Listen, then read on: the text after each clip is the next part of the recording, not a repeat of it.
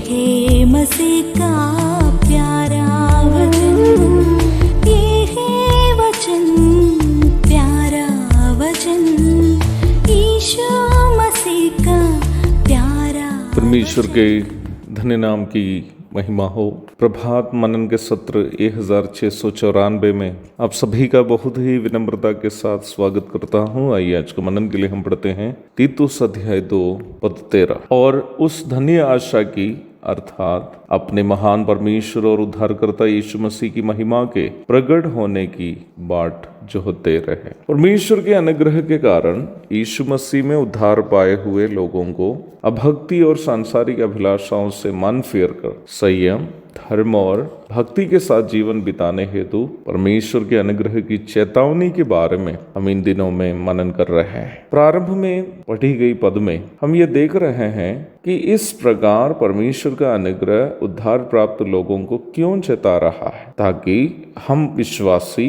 उस धन्य आशा की अर्थात अपने महान परमेश्वर और उद्धारकर्ता यीशु मसीह की महिमा के प्रकट होने की बाट जोहते रहे। क्या इस पद का ये अर्थ है कि यीशु मसीह की महिमा के प्रकट होने की बाट केवल उन लोग ही करें जो संयम, धर्म और भक्ति के साथ जीवन बिताते रहते हैं? उस पद का ऐसा अर्थ वास्तव में नहीं है। उद्धार प्राप्त सभी व्यक्ति प्रभु के मध्याकाशीय आगमन में धरती से उठा लिए जाएंगे। उद्धार प्राप्त व्यक्ति संयम, धर्म और भक्ति के साथ जीने की कोशिश करते रहेंगे, वो अलग बात है। परंतु यह विषय अलग होने के कारण मैं इस प्रकार कहकर आगे बढ़ना चाहता हूं कि उद्धार प्राप्त सभी व्यक्ति प्रभु के मध्याकाशीय आगमन में धरती से उठा लिए जाएंगे। बाइबल इस बात को स्पष्ट करती है और ऐसी बात है तो प्रभु यीशु मसीह के कौन सा आगमन की बाट जोहने के लिए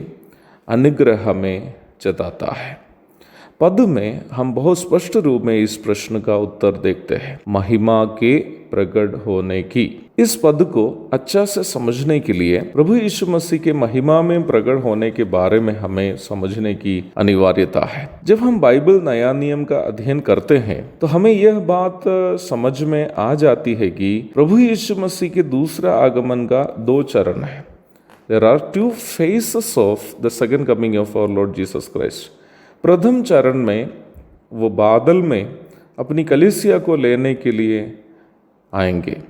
निम्न आगमन के बारे में हम स्पष्टता के साथ पहला थिस्सलुनीकियों अध्याय 4 पद 14 से 17 तक के पदों में देखते हैं। इसके अलावा पहला कुरिन्थी अध्याय 15 पद 51 और 52 और फिलिपी अध्याय 3 पद 20-21 आदि पदों में भी इस विषय को देखते हैं। इस आगमन में प्रभु यीशु मसीह बादल में आएंगे और उनकी कलीसिया, अपनी कलीसिया को धरती से बादल की ओर वह उठा ले जाएंगे और हवा में कलीसिया प्रभु को मिलेंगे। इसलिए प्रभु के दूसरे आगमन के प्रथम चरण को यीशु मसीह के मध्याकाशीय आगमन भी बुलाते हैं, क्योंकि मध्याकाशीय आगमन के दरमियान यीशु मसीह अपनी कलीसिया को हवा में मिल रहे हैं। पहला थिस्सलुनीकियों अध्याय 4 पद 17 पढ़ लीजिएगा। अंग्रेजी में निम्न आगमन को रैप्चर शब्द से परिचय कराया गया है।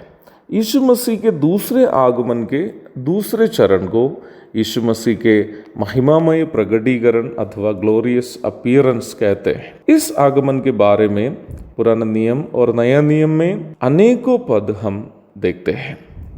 दानियल 7 पद 13 और 14, जकरिया अध्याय 14 पद 3 और 4, मत्ती अध्याय 24 पद 30 और 31, मरकुस मरकुस अध्याय 13 पद 26, लूका अध्याय 21 पद 27, पहला थिस्सलुनीकियों अध्याय 5 पद 2, प्रकाशित वाक्य अध्याय 1 पद 7 आदि उनमें से कुछ है। प्रभु के मध्याकाशीय आगमन एक रहस्यमय कार्य है, परंतु महिमामय प्रकटीकरण एक सार्वजनिक कार्य है। मध्याकाशीय आगमन कलीसिया को संसार से ले जाने के लिए प्रभु का आगमन है, वही महिमामय आगमन इस्राएल को बचाने के लिए किया जाने वाला प्रभु का आगमन है। पहला थिस्सलुनीकियों अध्याय 4 पद 14 से 17 तक और जकरिया अध्याय 12 पद 10 आदि पढ़ लीजिएगा। पहले थिस्सलुनीकियों अध्याय 4 पद 14 से 17 तक के पदों में उपयोग किया गया हम शब्द पर ध्यान दीजिएगा,